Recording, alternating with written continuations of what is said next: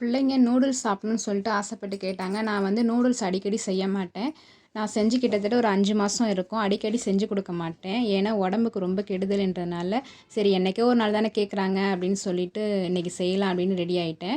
சுடு தண்ணியை நல்லா கொதிக்க வச்சுட்டு வாங்கிட்டு வந்த நூடுல்ஸை அதில் போட்டாச்சு. இப்போ வானலை ஹீட் பண்ணிவிட்டு கொஞ்சமாக ரீஃபைண்ட் ஆயில் சேர்த்துக்கலாம். இன்றைக்கி வெஜிடபிள் நூடுல்ஸ் தான் செய்ய போகிறேன்.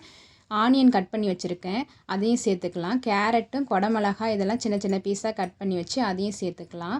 இந்த காய்கறிக்கு மட்டும் தேவையான அளவு உப்பு சேர்த்துக்கலாம். நூடுல்ஸுக்கு வந்து மசாலாவில் உப்பு இருக்குன்றதுனால நம்ம சேர்க்கல. நான் வந்து இன்றைக்கி இப்பி நூடுல்ஸ் தாங்க வாங்கிட்டு வந்திருந்தேன்.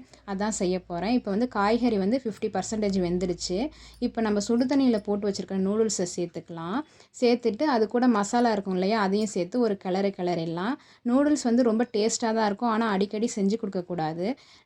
நம்ம வந்து அடிக்கடி செஞ்சு கொடுத்தா பசங்க வந்து விரும்பி சாப்பிடுவாங்க. ஆனால் இது வந்து உடம்புக்கு அவ்வளோ ஹெல்தி கிடையாது.